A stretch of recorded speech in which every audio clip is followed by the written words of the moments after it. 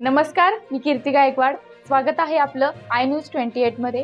चला तर मग जाणून घेऊयात महाराष्ट्रातल्या ताज्या घडामोडी. मतांची विभागणी होऊ नये म्हणून शिवसेनेत प्रवेश, निलेश सांबरे यांचे प्रतिपादन.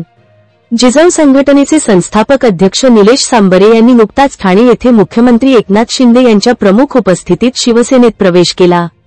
त्यानंतर प्रथमच इंडिया न्यूज 28 या वृत्तवाहिनीची बोलताना निलेश सांबरे यांनी सांगितले की जिजाऊ संघटनेचे कार्य आणि शिवसेनेचे कार्य हे एकच असून त्यांचे कार्यकर्ते सुद्धा एकच विचाराचे असल्याने येणाऱ्या काळात दोघांची मतविभागणी होऊ नये व आनंद दिघे साहेबांच्या यांच्या विचारांशी मी पूर्वीपासून प्रेरित आहेत.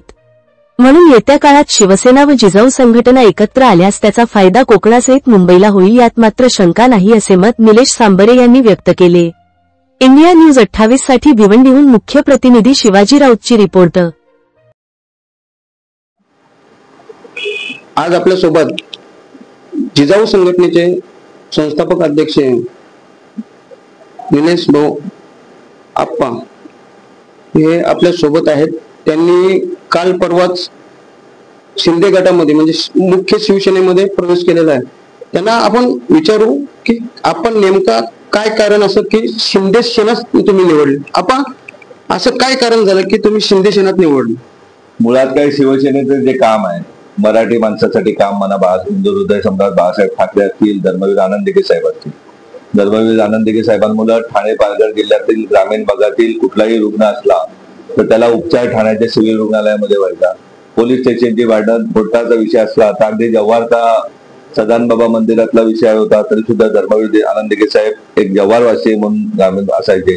ग्रामीण भागातील विद्यार्थ्यांना प्रत्येक शाळेमध्ये वही यायची. तेच काम आताचे शिवसेनेचे नेते, प्रमुख नेते आदरणीय एकनाथजी शिंदे साहेब करतायत. आणि आम्ही गेले 16-17 वर्ष तेच आरोग्य शिक्षणावर काम करतो. हे काम करत असताना दोघांचे विचार एक आहेत. त्याचप्रमाणे जिजाऊ मध्ये छत्रपती शिवाजी महाराजांच्या विचाराने चालत असल्याने मुस्लिम समाजही मोठ्या प्रमाणामध्ये आहे, आदिवासी समाजही मोठ्या प्रमाणात आहे. आणि 12 महिने 24 तास काम करत असताना कुठेतरी सत्तेची जोड मिळाली तर, आणि ती शिवसेनेची मिळाली तर शिवसेनेतही मोठ्या प्रमाणात मुस्लिम बांधव आहेत. एक मोठी ताकद निर्माण करता येईल. आणि शिवसेना जशी हिंदू हृदय सम्राट बाळासाहेब ठाकरे म्हणत होते का 80% समाजकारण 20% राजकारण, त्या पलीकडे आपली जिजाऊ 95% समाजकारण 5% राजकारणावर आहे. मी कुठेतरी मिळती जुलती मतं आहेत. निव्वळ स्वार्थासाठी निवडणुका आल्या का मतदारांच्या दाराशी जाणारे शिवसेनाही नाही आणि जिजाऊही नाही. मग दोन्ही एका विचाराची माणसं आपल्या मराठी माणसांसाठी सर्व जाती धर्माच्या लोकांना सोबत घेऊन एक चांगलं काम करता येईल.